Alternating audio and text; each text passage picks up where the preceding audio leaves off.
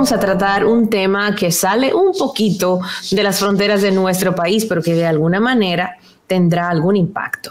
Las muy anticipadas elecciones en Brasil se llevarán a cabo el próximo domingo 2 de octubre. Eso es ya, señores, prácticamente ya.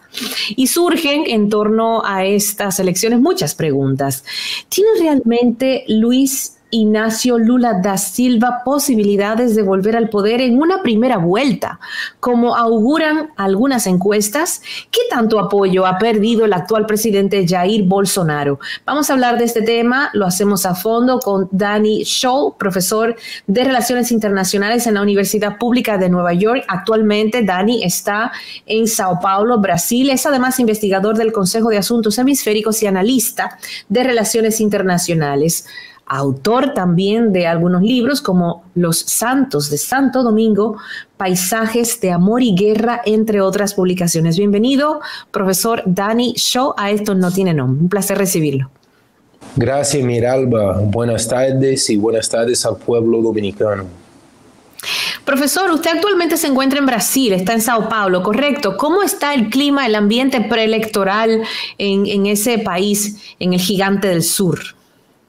Sí, para mí como norteamericano me recuerda mucho a los Estados Unidos en el 2020. Es un voto muy polarizado. Bolsonaro, muy polarizado, muy dividido. Bolsonaro tiene su base social, tiene muchos apoyadores. Lula tiene también quien fue presidente ya desde el 2003 al 2010, después llegó Dilma Rousseff también, pero ella no podía terminar su periodo por tanta presión y un golpe de estado que le dieron. Entonces hay muchas especulaciones si Lula gana, si Jair Bolsonaro va a aceptar esos resultados, si va a haber un ambiente de un golpe de estado. Entonces aquí hay mucha tensión 3 días antes de esas elecciones, y son mega elecciones porque no es nada más para la presidencia. Hay unos 1.500 candidatos disputando las alcaldías, los diputados nacionales. Entonces son como 200 elecciones en total el domingo. Wow. Las encuestas en la actualidad están asimismo también polarizadas. Asimismo es el récord, sería entonces la prensa de los que están con Bolsonaro. El partido de él se llama el Partido Liberal, aunque yo creo que ese nombre puede engañar un poco, porque él viene igual que Trump. Él es como muy republicano, muy conservador, mientras que Lula representa entonces muchos programas sociales, una integración sudamericana, tercermundista. La política extranjera de los dos no podría ser más diferente. Hasta ahora, las encuestas están dando el 47% a Lula y el 33 o 34% del voto a Bolsonaro. Pero hay otros candidatos, el tercer y cuarto candidato, entre ellos Ciro Gómez, y si ellos ganan un 5 a 7%, va a tener que haber una segunda vuelta el 30 de octubre. Entonces el pueblo brasilero, 210 millones de brasileros, y eso no incluye a la población brasileña que está en los Estados Unidos, que está en Portugal, estamos hablando de una población gigantesca. Sería interesante si ellos tienen que esperar otro mes para los resultados, porque ya aquí han tenido varios conflictos, pleitos y peleas precisamente por esa tensión electoral. Realmente ha perdido tanto apoyo Jair Bolsonaro, el actual presidente. ¿Cuál ha sido, digamos, cuáles son las mayores críticas a su gobierno?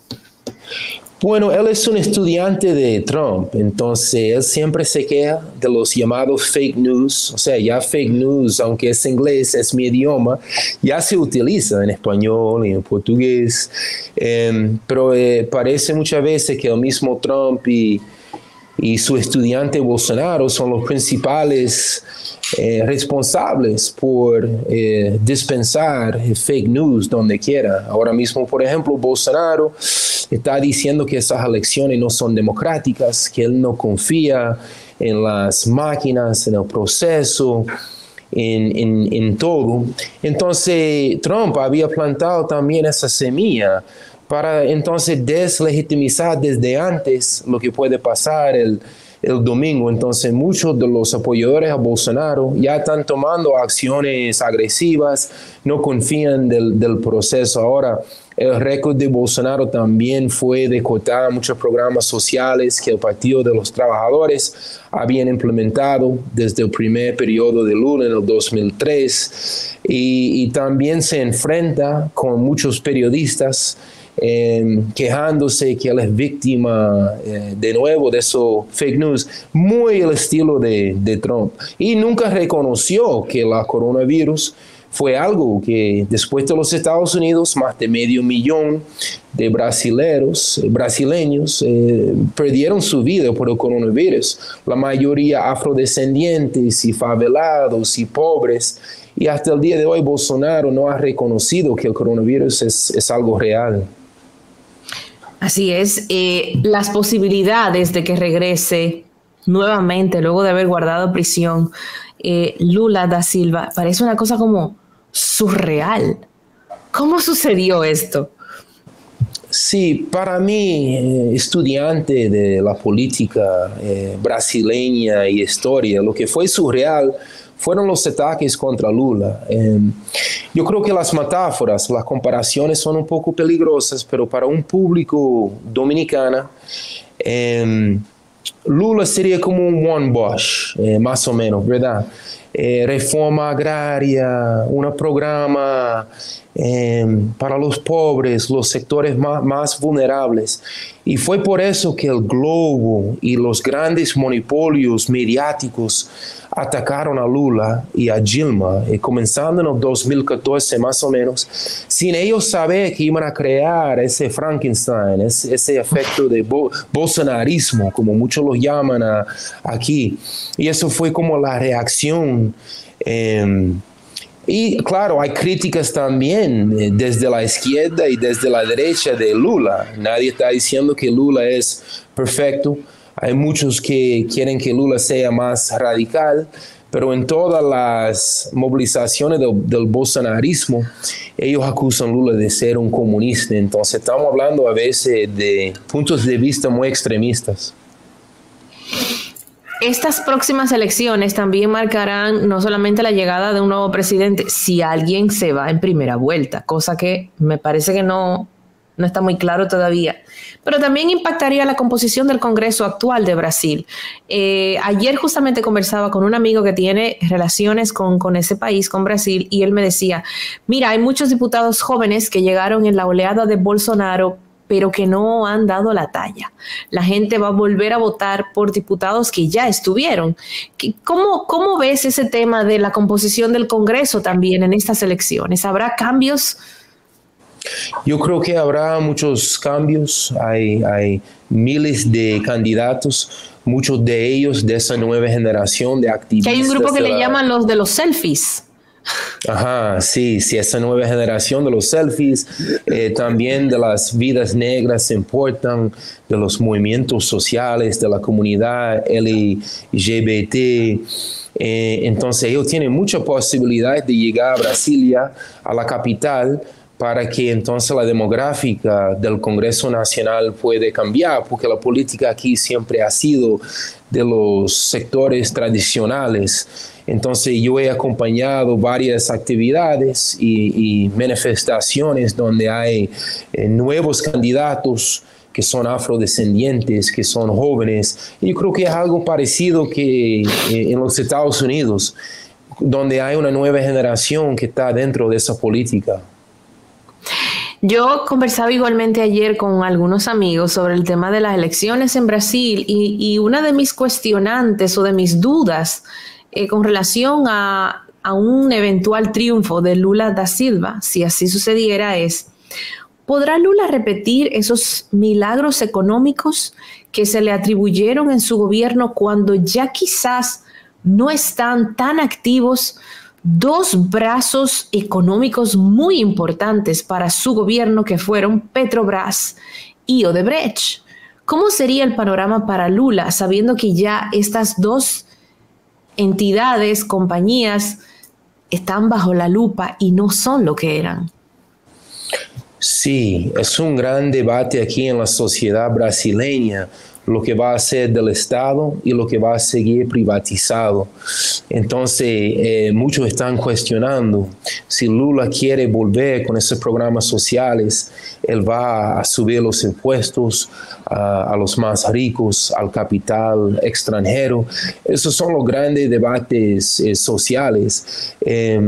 Lula seguro va a tener relaciones más estrechas con otros países latinoamericanos, países vecinos.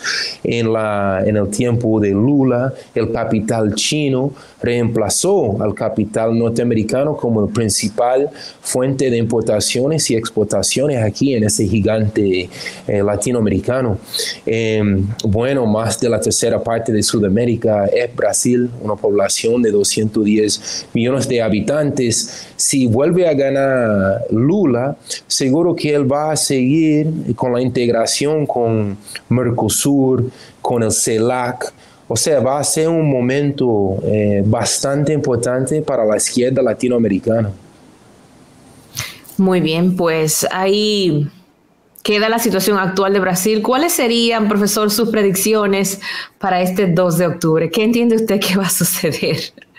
Yo lo veo difícil, aunque yo tengo un cierto optimismo, pero lo veo difícil que Lula gane el domingo. Debemos de saber los resultados ya a las 10 o a las 11 de la noche, tiempo de Sao Paulo y Brasilia.